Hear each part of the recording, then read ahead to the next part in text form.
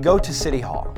Over 100 residents and small business owners crowded into the aldermanic chambers on February 4th. It was a public hearing on the rise in real estate valuations and taxes. Somerville News Director Jane Regan has the story.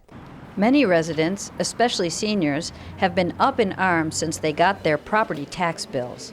On February 4th, they gave the alderman and the chief assessor a piece of their minds. I thought it was a big mistake when I got my bill. I've always seen the taxes go up gradually, but not to the extent. It's $800 more than last year. I think it's very unfair. I was not given any notice, no warning about all of this happening. I'm on a fixed income, I'm widowed. I'd like to stay in Somerville, but I think common sense tells you you're going to drive the people out if this keeps up.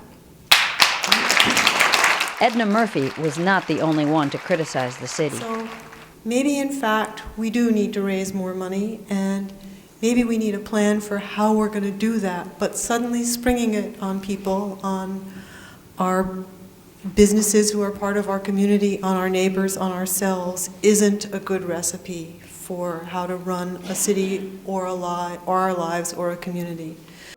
Several speakers talked about how gains in property values are translating into real losses for the community. We're talking a lot about taxes. I think what we should also be talking about is what kind of community do we want to live in?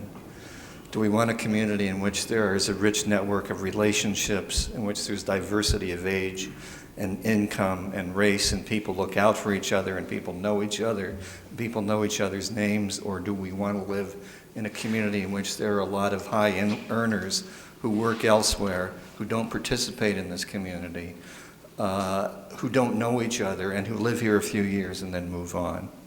Do we want a community without children? My grandmother, my grandparents, my parents, my kids, my cousins, every one of us lived here. And it breaks my heart that no one's here anymore.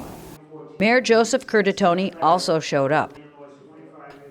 He asked permission to speak and began by explaining that since 2007, the state has been continually reducing its aid to cities. What the state does is push it down to cities and towns. And they say to you and say to us, you want those services? Go to your property taxpayers. He also admitted that the assessors and City Hall had made mistakes by not communicating well with taxpayers. On the communication side, we wholeheartedly agree. I hope you give me your input, and I know you will, on what is proposed communication framework moving forward. There may be even additional things we can do. I'd welcome and value your input on that as well. But we heard people loud and clear. We own that. We're not going to run away from that. Clearly, even though whatever we've done years past is not effective enough today, that's our responsibility. We will improve that. The mayor promised the city would try to find additional exemptions and other ways to ease the tax burden. But, he added, but it's important to remember this about exemptions. That an exemption does not drive down the tax burden. It shifts it from one group to another. It just shifts it to a different spectrum in the community. But we're going to look to that. We're going to review all options, from the possibility of business exemptions, which has been mentioned by others. I know Alderman Needigang and others have mentioned that, to alternative payment options. Aldermen asked questions about how the taxes were calculated and made several suggestions. I am an advocate for pursuing payment in lieu of taxes for organizations that absolutely can't afford it. And, you know, with over $1 billion endowment in Tufts alone, we need to have a piece of that pie, and not to the tune of $23,000 a year for 5 years. Alderman McLaughlin was among the last to speak. This is really the tax form of gentrification, which is a word I have yet to hear in this entire dialogue about the tax issue. Alderman McLaughlin finally used the word gentrification.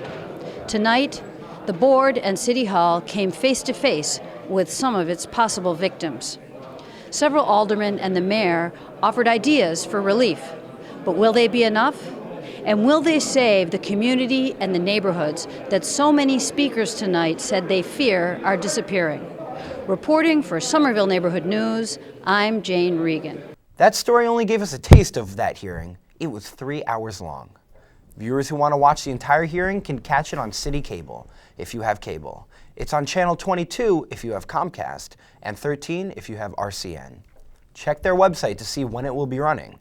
Go to somervillema.gov/departments/communications/channels.